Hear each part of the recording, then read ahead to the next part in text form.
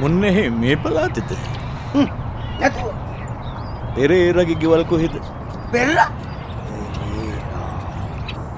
අර සුදු රැවුල තියෙන හින්දෑරි. ඊන්දේ අර ඉස්කෝලේ හාමිනේ කෙනෙක් බැඳලා ඉන්නේ. බැඳලා ඉන්න අර ගියක් දින්නේ පැතුම් බිමන පැරණ මාත්‍ය කියන්න බෑ යයි මම පෙන්නන්න